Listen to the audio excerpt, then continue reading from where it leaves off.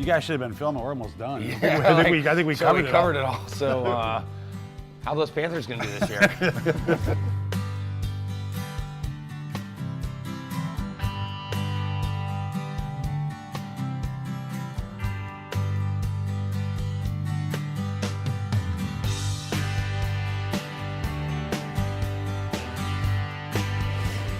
Chef Jamie Lynch's first job at 16 was as a dishwasher at a local bar and grill in a Massachusetts fishing town. His passion for the kitchen led him to the New England Culinary Institute in Burlington, Vermont, and from there he racked up a culinary pedigree of experience on both coasts, at Aqua in San Francisco and Le Cirque 2000, Oriole, Café Ballou, and Tocqueville in New York City. Chef Jamie moved to Charlotte, North Carolina in 2002 and developed strong relationships with the local sustainable farming community. 2012 was the year his first restaurant, Five Church, opened in Uptown Charlotte, recently expanding to locations in Charleston and Atlanta. Recognition and accolades continue to accumulate, most recently with his participation in season 14 of Bravo's Top Chef.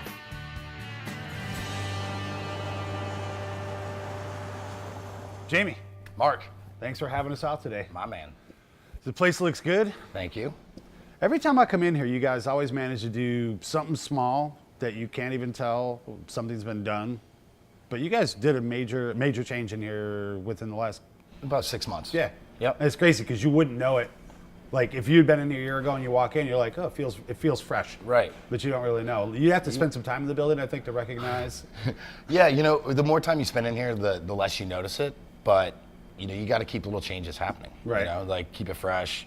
Otherwise, it kind of gets boring. You know. Mm-hmm.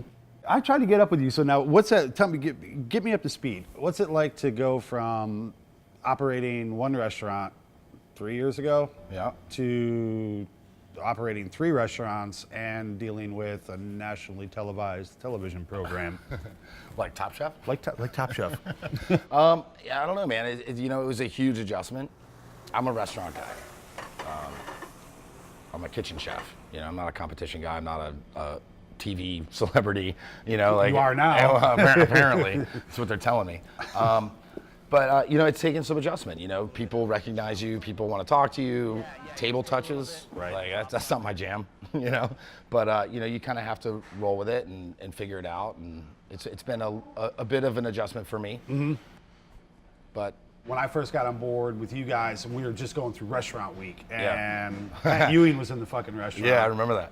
And it was like, you know, they're kind of like, well, I think he wants you to go out to visit. You're like, fuck Pat Ewing. And no disrespect to Pat Ewing. Yeah. It's just you have your business to attend to. Right. Yeah, the kitchen. Right. So Kitchen needs me. But now, I still like to be in the kitchen. Sure. You know, I think my role is you know, a leadership role. You know, I've been through the shit. I'm the one that's going to guide the team through it. Mm-hmm. And that's what I really feel is my strength when I'm in the kitchen. There should be one underneath. Come here. There should be one underneath here because this is so cold that it wilts. I've had to learn to be how to say it. less of an asshole? Yeah, yeah, a little less of a jerk off. You know, and just kind of learn to talk to people and be more of a, you know, the face of the restaurant, which, you know, wasn't really what I set out to do. You know, I set out to do the best food I could do and to touch people in that way. Right. And now because of the show and you know, a lot of the other things we've been doing and opening restaurants in different cities, you know, people are a little more aware of me and the restaurant and want to talk about it. So I'm trying to learn how to do that a little better. Well, you guys enjoy. Oh, thank you. Yeah. It was really nice to meet you. Nice to meet you too. Yep. I know from being, you know, sitting down at a few meetings that Five Church Group likes to have. Oh, yeah. Daily. You guys always talked about capital and investment and things like that. Yep. Do you have to treat doing something like Top Chef? Because I know, like, Jamie Lynch normally been like, Yeah. I'm doing the fucking show and now I'm fucking out of here. Yeah. But I mean, like, you have something Yeah. invested into it, and the only way to make that investment worthwhile is to Right. sort of capitalize in on it. Totally. So looking back, when I was asked to do the show, I thought it was a joke. I thought I got hit up on Facebook by one of the casting directors, Oh, like really? on Messenger or something. It was like, you know, I was like, what the fuck? Like, I thought Alejandro was playing a trick Well, on I me. was gonna say, Yeah, I was like, how bad did Alejandro wet his pants when you told him this had happened? This had to have been. I mean, it was like a number 3 in his pants. Like, it was like full on. Everything. Yeah, he was like, oh my God. But I thought it was a joke that he was playing on me. You know, I was like, this is foolish. You know, I'm not doing that, whatever. And I was really apprehensive about doing it. I was apprehensive about putting myself out there, making a fool out of myself, you know, failing miserably, like all that stuff. You know, it was like, man, I don't want to be that guy. You know, I want to be known for doing great food, not the guy who, like, you know, burned all his vegetables on Top Chef. You know what I mean?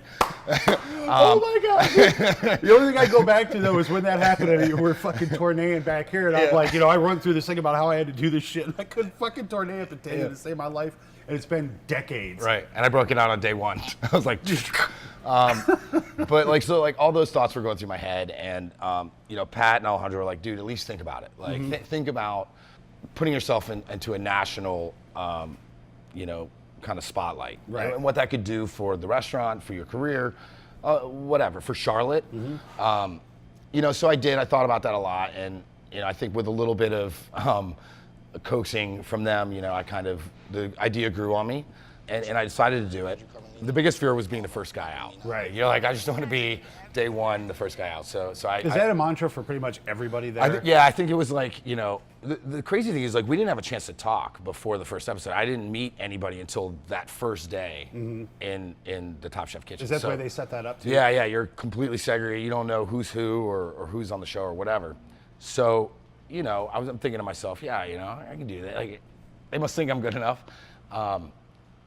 I think after that first quick fire, you know, we were kind of getting ready to go on the first challenge. We were all together in a room for the first time, and we were saying, I don't want to be the first one, you know. Luckily, I wasn't, you know.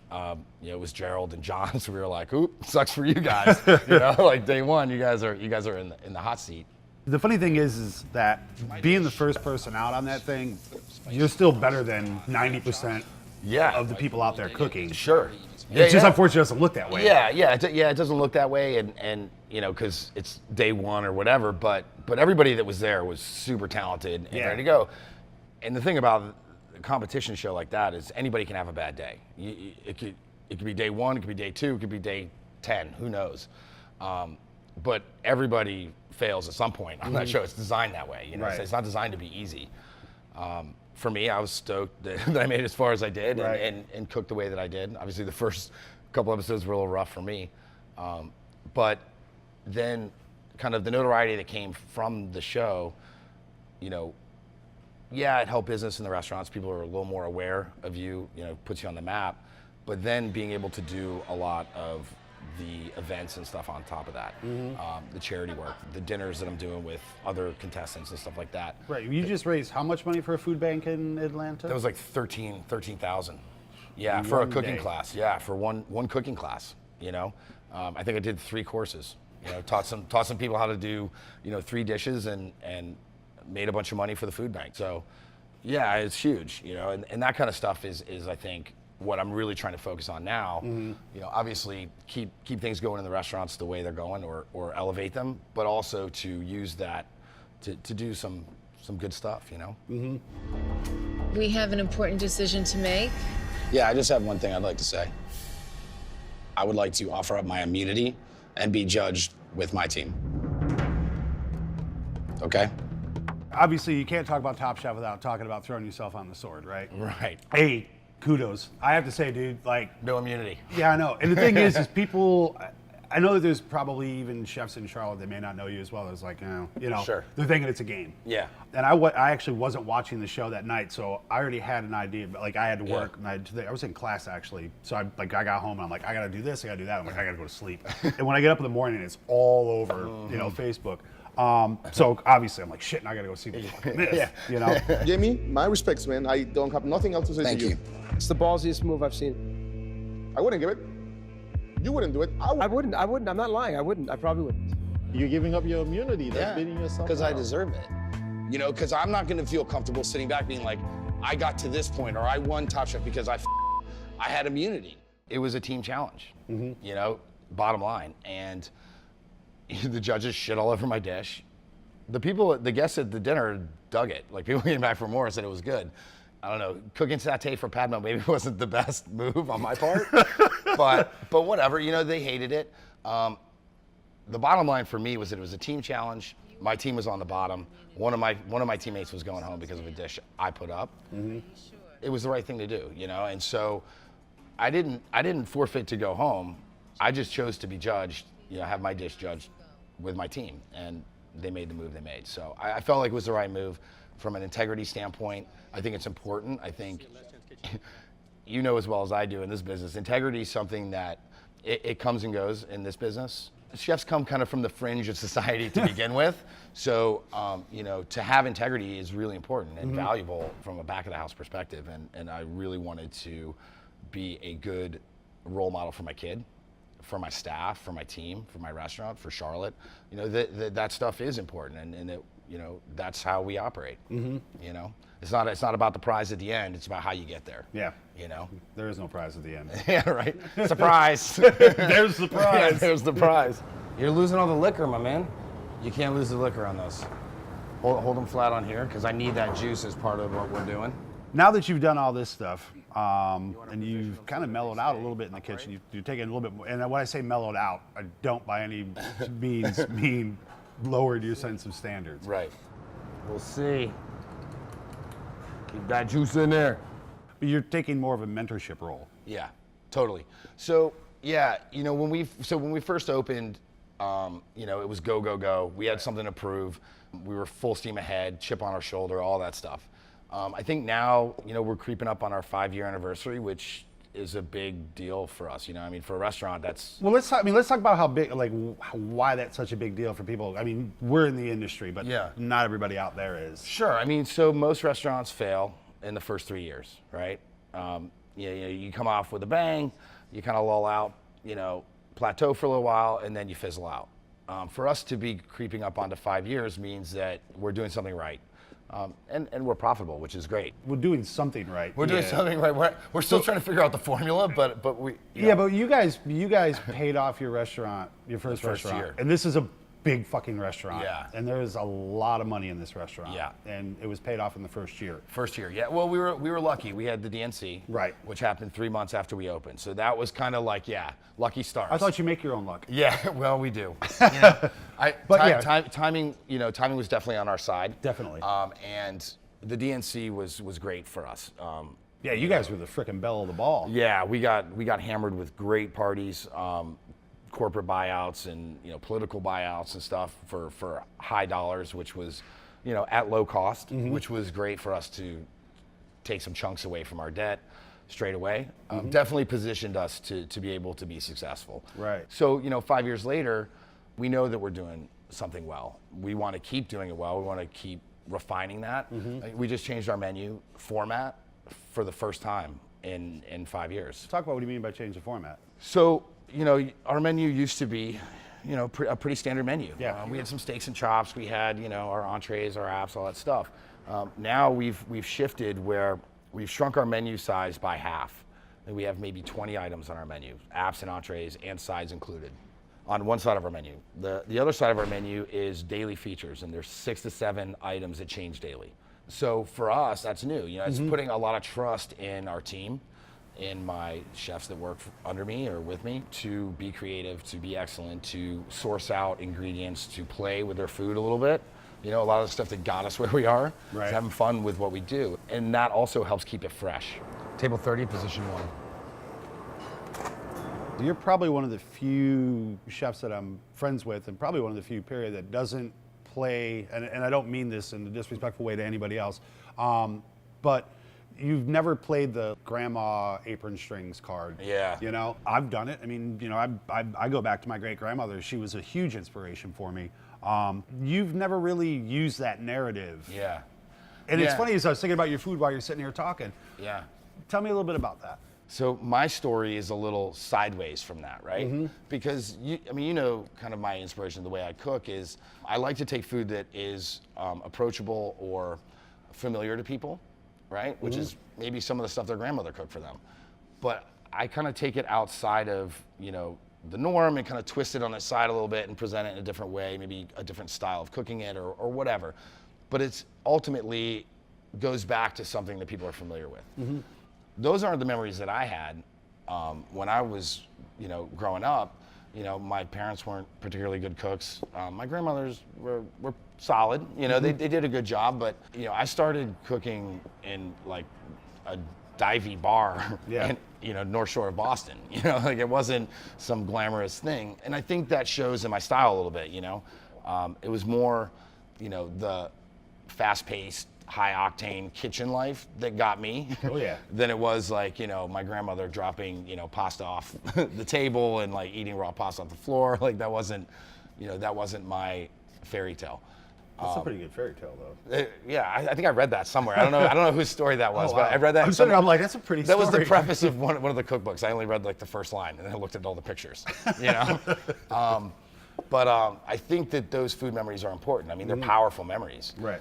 And so that's how I communicate with people. It's like I want them to get something that's going to make them happy, that's going to comfort them, but I don't want to do it in the way maybe that their grandmother did. I want to do it my way, Right. which is a little outside the box. So, I think that's kind of my approach. Uh-oh. You're out of juice. I got the one coming. All right, then. Just like that, cool? The thing is, I mean, what I think people don't necessarily realize, because there's the Jamie Lynch stories, right? Right. But I mean, I work in a kitchen with you, and I've seen What stories are you talking about, Mark? pan throwing, screaming, I'm just F-bombs. I'm just passionate. But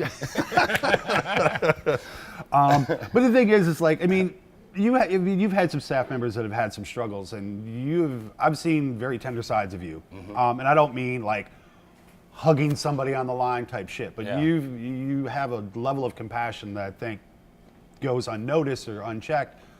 Because you don't broadcast it. Sure. You and I have both been in this game for a long time. Luckily, we look great. Still doing it. You look marvelous. Thanks. Yeah. I wish my body felt awesome, but I think I've seen a lot. I've been through a lot. And being on the other side of that now, with some level of success and starting to figure out some balance. I see young cooks or young chefs struggling with life balance, whether it's addiction, it's alcohol, it's relationships, it's life is hard, and if anybody who does what we do is emotional, right? Like cooking is an emotional thing. We're giving a lot to people that don't see our faces, know our names, really give a shit. Like they're here for an experience. Yeah. And that can be exhausting. It can be draining. So when I am compassionate to that, and it goes back to the mentoring thing, it's like, I want them to see the other side of it and know that there is a reason they're doing it. When you work with a team, they're your family. You've let these people in. Your kitchen's your home. Like this is my little temple. This is my dojo. And if they're a part of that team, then you grow with them. So they're, my team's important to me. So. I think that a leader has to be compassionate to that stuff. I think we should do like a spicy mango sauce. Spicy mango? Like a coulis or something like that. Okay. So you've got 3 restaurants, Yep. and you have one artist that has painted the Art of War on all 3 ceilings. All the ceilings. John Norris. He is a saint. How long did it, like for this building alone, Yeah. which is compared to Charleston and definitely Atlanta, this Yeah. is smaller. Here, I think it took him about like 3 or 4 months to paint the ceiling on scaffolds and ladders and like hand painted the whole thing. Or at least enough that when you guys opened, it felt done. Yeah, it felt done. We did the whole downstairs ceiling first, and basically ran out of time. It was like we had to open. But it's one of those things that every time I walk in here, I'm just like, God. Atlanta is 3 times the size of this restaurant. So, and it didn't take him as long. It looks, but the thing is each one of them, that's what, like every time I see a picture, I obviously have to look at it. Because of my background, I mean, I love the fact that was sort of the corporate mantra. You've recently acquired some new artwork here, correct? Yeah, we got 4 new pieces in the restaurant. Each artist did an individual. A lot of the art that we had was collaborations. Matt Hooker and Roddy Raines did some stuff, but now we've got some individual pieces. Matt Moore, Justin Driscoll, Matt Hooker and Rodney all did new pieces for us, and I got one right here. Yeah, Check it out? yeah, absolutely. Yeah. So he did this for you, and Matt- you're keeping it here for. Yeah. Well, we commissioned him to do it for the restaurant, and this is what he came up with. So. That's your hand, I take it. Your arm. Yeah. We can do this move right here. Can I be the apple? Yeah, so, you know, and we didn't give them any guidance. Like, we just said, hey, we want new artwork. And, like, Matt Hooker brought this in and, you know, unwrapped it. And I was like, I think I, like, shed a little tear. You know, I was like, oh, man, that is amazing. Every time I see one of their pieces, I'm always amazed because I'm like, oh, I kind of get what they do. And then I see something different. I'm You're like, like, I have whoa. no idea. Yeah. Which, I mean, Yeah. shouldn't surprise me, Right. but it always does. Yeah, these guys are amazing. Like, their talent is out of this world, and, you know, and they're friends. So we want to showcase what they do and showcase what Charlotte has to offer. I mean, this is happening all over Charlotte right now. Let's talk a little bit about probably, I think, one of the coolest things a chef gets to do. And that's Okay. James Beardhouse. Oh, yeah. It's like we haven't even addressed it. Yeah, I was like here's how busy your life is. We're like, oh, blah, blah, blah. Every other chef would have been like, we're going to spend the whole show. let's talk talking about the Beard House. Yeah. Yeah. So, cooking at the Beard House is my return to New York, which was really exciting. That's a horrible way to return. Yeah, right? No, I was excited, man. Like, I hadn't cooked in the city since I left after 9/11. So, you know, returning to New York and cooking at the James Beard House was an awesome experience. You know, I'd never been in the Beard House before, so that was my first time, and, you know, being able to bring some of my team up there was pretty exhilarating.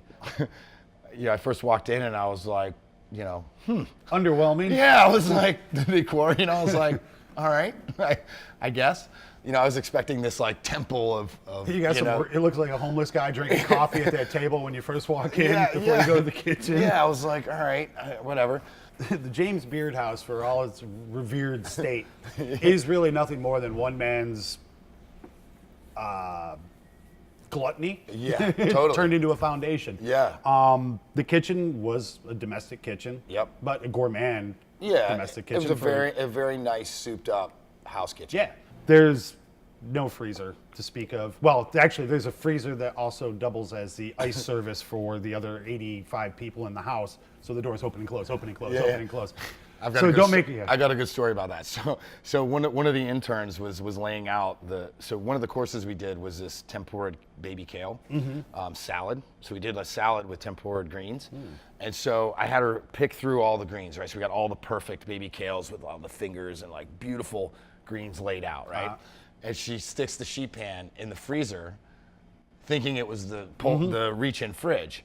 So at, like, you know, 4:30, we're gearing up for hors d'oeuvres to get started, all that stuff. I'm checking all the mise en place, and all the kale's frozen solid, like little popsicles. I was like, oh, fuck. So we had to go back and go through all the kale again. I thought you were going to say, so we breaded one up, froze it, and decided, like, this was the greatest thing ever. It's like the frozen Snickers bar, or Yeah, the something- tempura Snickers. like, woo! Yeah, no, we were like, Oh, shit. Yeah, I wasn't about to wing it. So, yeah, that was one of the faux pas, because they all look the same, right? Yeah. It's like you got two reach-ins and a reach-in freezer. Yeah, it's a double door reach-in freezer. Yeah, it's like, whoops. So there's a part that you go and, like, just before dinner gets rolling where you have to walk up the stairs. Yep. How awesome is that? What, signing the coat? Yeah. I mean, granted, it's an Ecolab fucking jacket, Yeah, and they've yeah. got a ton of them. It was pretty awesome. Yeah. I mean, I didn't even know about that. I didn't know about that tradition until, like, just before service, the maitre d' came down and was like, you need to sign the jacket. I was like, what are you talking about? So he, like, takes me upstairs, and it's, you know, the chef coat's hanging in a shadow box with, you know, all the people. I don't know what time frame each jacket has on it, but, you know, everybody signed it that's done the dinners there. I was like, damn, somebody get a photo of this. Like, I want to remember this one. The whole weekend was amazing. You know, being back in New York, you know, obviously I cut my teeth in New York. I worked there for years with, you know, some of the best chefs in the country. You want to talk about that? Because I don't know if any, like, that's the other thing. Like, you don't banner that one around either. It's how, like, hey. Yeah, I mean, I worked at Le Cirque in New York under, that's where I met Andrew Carmelini. He was sous chef there at the time. By the way, no lightweight. Yeah, yeah, so, you know, that's where I met Andrew, and he kind of, you know, I formed that kind of mentor relationship with him. From there, he went and opened Cafe Boulud for Danielle, which I desperately wanted to work work at, but it didn't have a spot in the kitchen for me, so I went and worked for Charlie Palmer. An awesome chef, amazing restaurants, but he is a cook's chef. I mean, he is on the line, up your ass the entire time. Like, there's no ands, ifs, or buts about it. So that was an awesome experience. So where do you go from there? So you open up 2 restaurants within 14 months of each other. Yeah.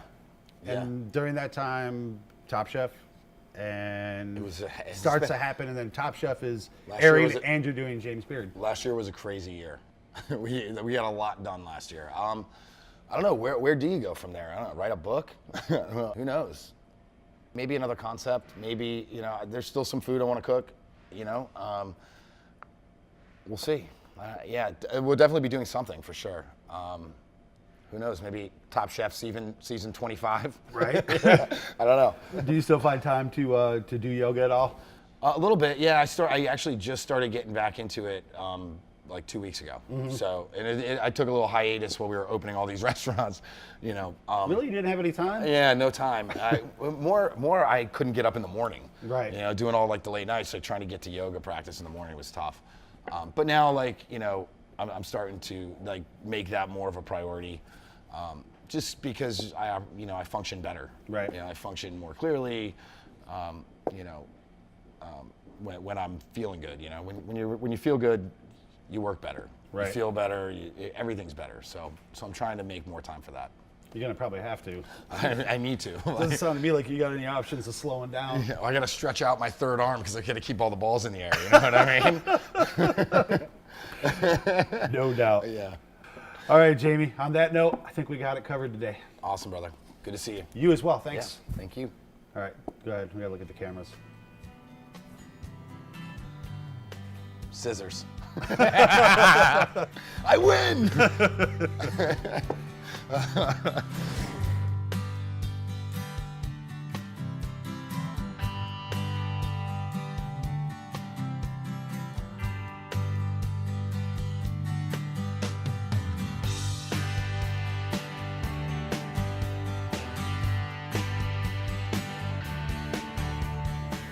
Like in all the pictures, right? With like all like the the shots. Everybody's like, "Can I get a picture with you? Can I get a picture?"